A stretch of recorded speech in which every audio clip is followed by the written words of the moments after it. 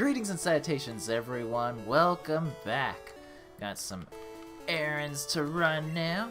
I should actually switch. Whoops. Nope. Alright, hang on. Press the select button, then use the A button. We're good to go. Because I've been streaming the Fire Red randomizer, I'm a little used to how things work in there. More so than here. So we gotta get through this cave so that we can grab the HM Flash, which is necessary to get through the dark tunnel a little bit later on. And that's its only real purpose in life, is to go through that one tunnel. You don't need it after that. And technically speaking, you don't need it if you can memorize your way through, or there's a way to change the palette, whether you're playing on the actual hardware or you're going through the emulator stuff. But you can change the palette, and there's basically like a reverse color where it'll highlight the stuff in the dark for you. It's actually like pretty cool. I'll have to show it off later on, I think. But other than that, if you're just playing normally, you're just trying to... You just gotta get to use Flash, and then... Come on, Pikachu! Come on, Pikachu! I'm not worried about Pokemon fainting, because we're not... There's no trainers to battle here. It's just Pokemon. There's no real reason to do so. Just go our way through here. Alright. So that scary portion is done. Whoops. No. Go to Charmeleon to do the cut. And then ride down the cliffs of justice. Talk to you, yes. Like, how you're supposed to find this guy normally, like, I have no idea. I do remember, like, having to talk to him. The worst part, too, is like, you go through the tunnel, right? And then you're like, oh, I'm back at Viridian City. And then you can easily be distracted. And be like, oh, well. Guess I won't explore here. Alright, so I have to get rid of an item. This should be Bide. Yeah, I'm not... no. Actually, I could probably use HP up. I'm thinking Kadabra, because Pikachu will get enough of... These two Pokemon will get enough of a health boost heading their way anyway. So might as well just put it on the Kadabra. Because I'd rather just sell the Bide if I can. I can definitely sell a Moonstone. I have no problem with that. And believe me, we're gonna need all the money we could possibly get. It's just a nice safety to have. Okay. Oh, wait. Hang on. This is one of the reasons I have a Kadabra now. I'm so used to, because I've played the game so often during my childhood, and I never got Abra. Abra is actually a pretty recent addition to the change that I have. Normally, I would either go for like an Oddish, like a Bellsprout as a grass-type Pokemon, or I would go ahead and grab like a Cubone. If I was really lucky, I actually would go for the Rhyhorn Rhydon thing, but a Diglett wouldn't be too bad, because it serves as just a nice ground Pokemon. We'll help deal with that. But the Abracadabra thing is a pretty recent addition to my play style, but I do like it. It serves its purpose quite well for how I play. Alright, so now we gotta do some battling here. We're hoping, because there's quite a number of trainers in this little area here off to the side, we're hoping we can get some Pokemon up to level 20 before we even go face Pokemon in Lieutenant Surge's gym. That would be a nice thing. Nice! Not that it paralyzed him, you know, forced him... Oh. Okay, the bite's actually really scary, and I need Pokemon to level up, so... Just gonna go ahead, just be a coward. I'll stick with Peck, see how that works. Okay, that's nothing. Watch likes to tell me useless things sometimes. Nice. We're pecking him and then he's paralyzed with pure fear. Alright, that's the youngster. That's not right. I'm gonna keep going because Pikachu only has... He has most of his health. I'd say it's like 40% of his health still. So there's a chance he can still take another hit. Not another bite from a level 20-ish Ekans though, that's for certain. Whatever that level was. Okay, so Pikachu can't take this fight for numerous reasons. You got Sandshrew, a ground type. There's a possibility he knows Dig. Thankfully he tends to know normal type moves instead when we're battling against them. Oh, sure, I should explain, because I don't think I have, how critical hits work with multi-attacks. In Gen 1 specific, when you have a move that, like Fury Attack that gets a critical hit, every instance during that Fury Attack deals critical hits damage. I'm just going to keep him out there, it's fine. He should be able to take it. But every hit after that deals critical hit damage instead of regular damage. So if you get a critical hit on the first strike, and you hit 5 times, you've essentially doubled the maximum damage that Fury Attack could do. Basically, if Fury Attack does 3 damage, normally you get the critical hit, it does 6 damage, and then after that it's always 6 damage. So it's, if we see a critical hit happen very early on, as like turn 1 or turn 2 of the Fury Attack, like, it's pretty nice. Alright, Pikachu, I think you could do this. I think you got it. Good thing you're faster. Ugh. Oh, thank goodness. Because the Supersonic might have scared me to go and retreat for a Spearow, but that works out well. Alright, we do need to heal up though. Several Pokemon are injured, so I will see you very shortly. And we're back. Alright, we'll go down here next. Win, lose, or draw. Alright, sir. Can see you like to play some games. The gambler wants to fight. Sending out the Poliwag. Interesting to note is that in the remake Fire Red, Leaf Green, they changed the gamblers' names to gamers in order to meet certain requirements from, I think, Europe that has some pretty strict conditions over there on gambling and the subject of gambling around children. So they changed that name to kind of be like, hey, no one's gambling here. So here we go. Just an interesting little tidbit there. To be fair, I was completely fine with the people named gamblers. Like, it's like some people gamble for a living. Some people are a little too addicted to the gambling, it's true. But, you know, adults think children think like adults. And so you get some weird laws being passed like that where you can't mention gambling to children. Oh, I meant to go down one more. I was thinking about it. Didn't want to do a normal scratch, was just wanting to do dig. That actually worked, weirdly enough. I was like, that's too much. It's hurting me too much, horsey. Alright. Good, because I need to go heal up again. Alright. Yeah, look at that. We do need to switch around to Pikachu, though. That way, Spearow starts getting points. There we go. Alright, I'll see you again very shortly. Back for round 3. Alright. No, I did the switching. I was gonna check if I had done the switching. Okay, yeah. I fought you. You I need to face. My Pokemon should be ready by now. I mean, they should be. They've been waiting for a while for me to come along and, you know, make them faint. Nidoran, alright. Shouldn't be too much of a problem against the Spearow. We'll see.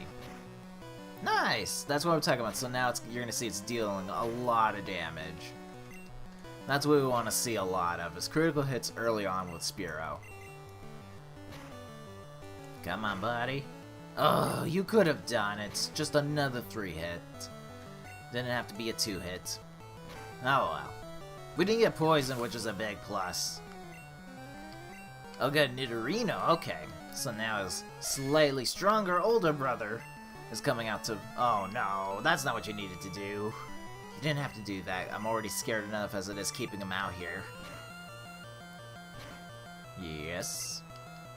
Okay, I'm gonna retreat Spearow. I'm not confident that he can take a hit from Nidorino if he's got like Horn Attack. Poison Sting would be a different story. Yeah, there's a Horn Attack. Yeah, look at that. So that's what, like 14 damage to Charmeleon? Like, that's evolved? Like, that's... Like, if it was 14 damage, that's almost half of the health Spearow had already, and being leered twice, not a good sign. But it makes it to level 19 safely. Charmeleon also makes it to level 19 safely as well. That's surprising. Didn't realize Charmeleon was that close. Alright. I'll take my little wins. Get to send out the Nidoking out to play with the Pokemons. All of them. And then switch these around. There we go. We're now good to go. Ready to rumble. Competition. Can't get enough. Sir, sounds like you need some help. It's a cry for help if I've ever heard one. Oh, the Bellsprout's definitely the cry for help here. Unfortunately, Nidoking does have a ground-type substat, which means if we see a Vine Whip, Wrap I'm actually okay with. To be honest, like, that is not a bad... It's not a bad move, especially since we go first. It'd be a way different story if Bellsprout was going first than using Wrap. Alright. Oh, wow, alright, you were pretty close too. Everybody was just really close to those who weren't trying to level up. Mr. Oddish. See, normally I have a better sense of, you know, who's closer to whatnot, because when I'm playing normally, it's usually for a longer streak, rather than like these 20 minutes intervals that I keep doing here. Not to mention that I'm playing other Pokemon games in between these weekly sessions with Pokemon Red, so I tend to not remember that many details. I actually have to, like, before I start these movies for Pokemon Red, I have to actually load up the game a little bit to kind of check my stats and be like, okay, where am I? I've never won before. Because usually, there's like certain spots I save and quit where I'm like, alright, I'm ready to take a break, do other things, make food, feed the cat. I'm gonna go with Hyper Fang, actually. That should be okay. But here, I kind of just have to be mindful of the time and be like, okay, I gotta save here. And then I just pick it up and I'm like, I don't know what I've done since last week. But we're actually making really good time, honestly.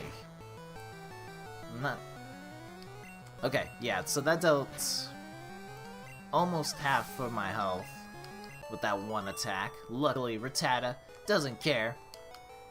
He just goes on. Alright, gotta make it through this field. Go talk to this guy. Oh, there's a Drowsy. Hello there. See, Drowsy's not a bad backup if you're like, can't get the Aber for some reason. Alright, so this guy's the best in his class. That's why he's standing in the middle of the field. I'm just saying. I would stand preferably where these little sidewalks are. But, what do I know? What do I know? Oh, nice. Got a flinch, so I'll use the quick attack. Ideally, with especially when you're going against Rattatas and Raticates, you want to use quick attack if needs be, especially if you know you're going faster than your opponent. So that way they don't get the first hit off of you. I'm so lucky with these flinches, because they could easily deal some damage to the Rattata. Nice! Alright, we got him to level 20. That's a big number for him. Gonna move on to the Pikachu here. Okay, slightly more important at least, but that can be dealt with later. Alright. I will say it's nice having a smartwatch, because it means I can have my phone off to the side. That really hurt, by the way. And then just get my, still get my notifications for when stuff pops up and be like, alright, I'm okay with that. I'm gonna be a coward. I'm gonna do it. Yep. It's gonna happen. I'm gonna have to heal up anyway because of the Pikachu, so... let's start with a confusion, actually. Alright. Oh, I know what I forgot to do. I forgot to actually teach Flash. My bad. Rattata is evolving! Alright, so he's gonna be a big boy. This is good. Definitely through one of my earlier playthroughs of Pokemon Red, I actually kept Eradicate around because he's just a such strong type Pokemon. And then I also had Snorlax as part of that team as well. And now I know slightly better. I keep one of those Pokemon around. Alright, hang on, because let's make sure we teach Flash here. Because we also need to drop off some items too. Here we go. Kadabra now knows Flash. We can get rid of that later if we really need to, which we may not have to. Yes, teleport. I'll see you shortly. Alright. I'm just gonna bicycle my way through. We have almost faced everybody here, just making sure that nobody's left in hiding. We're down to, I think, it's 3 trainers left total. I'm laying down some cables in the middle of these pedestrian areas with grass nearby. I'd like to speak to your foreman, sir. Whoever's in charge of you. I got some words to discuss. Alright, I'm gonna start off with a Thunder Wave. Just paralyze him. Increase my chances of survivability. I'm gonna try a Thunder Shock. It shouldn't really do that much. Yeah, I just wanted to know how strong it was. And now we'll try the Quick Attack. It's a much better result. I'll take it. So we want to see Magnemite being paralyzed more often. It's only happened... Ooh, excuse me. It's only happened once since we've started. Alright. Sonic Boom, one of the scariest attacks you could see early on in the game. Always deals 20 damage. Always. So, every time we see a Magnemite, we have to sit here and think to ourselves, when we have to retreat our Pokemon.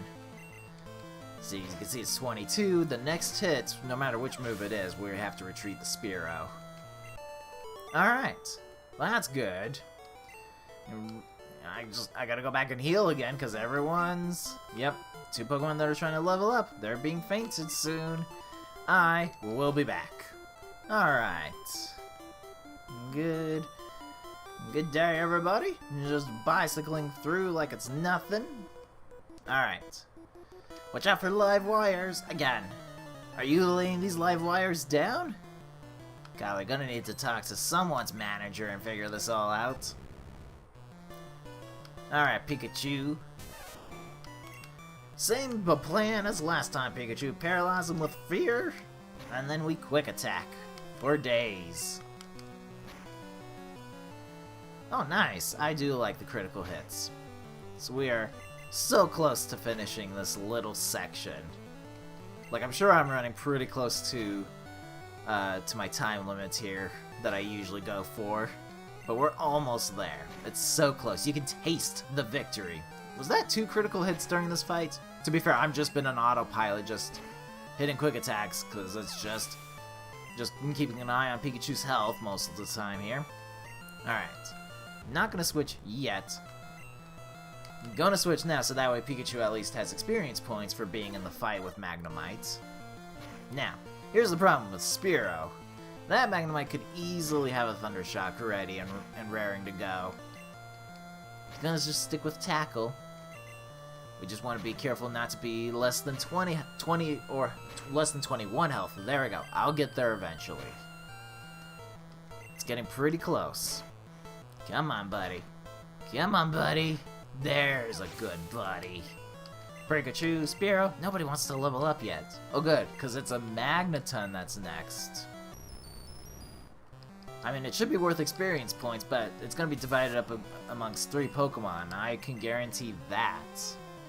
Because here comes Spearow. He probably should have done, yeah, do some sort of move to attack.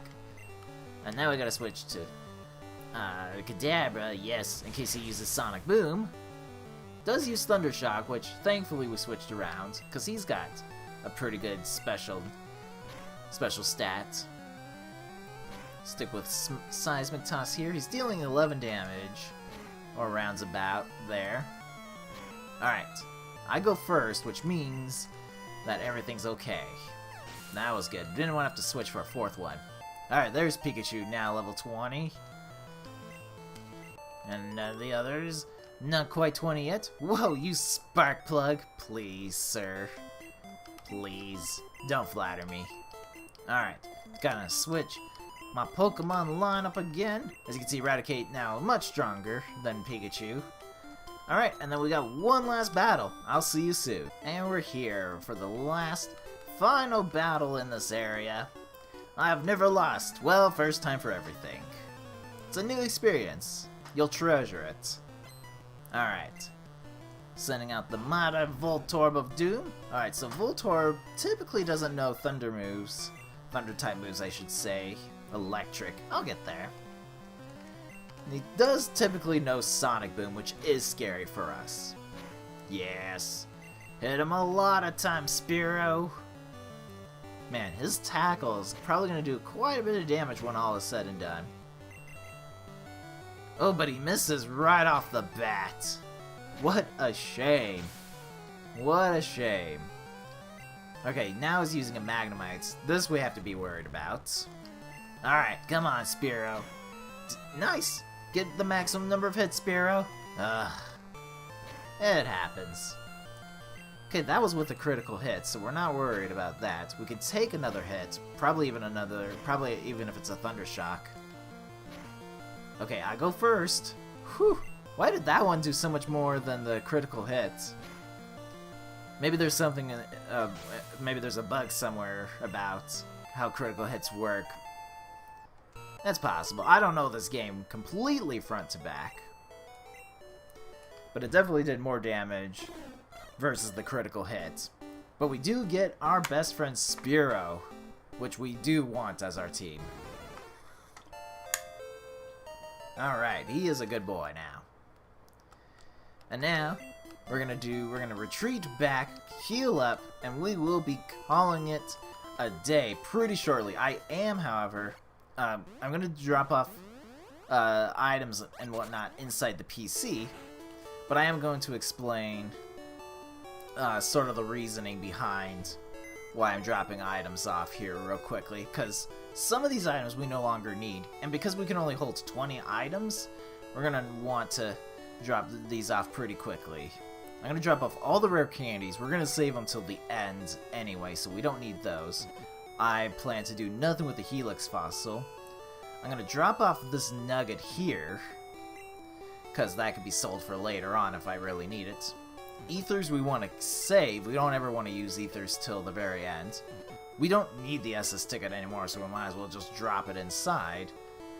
Max Potion, kind of like Ethers, we don't want to use till the end if necessary. And then both of these HMs we don't need. We plan to keep the Pokemon that have these.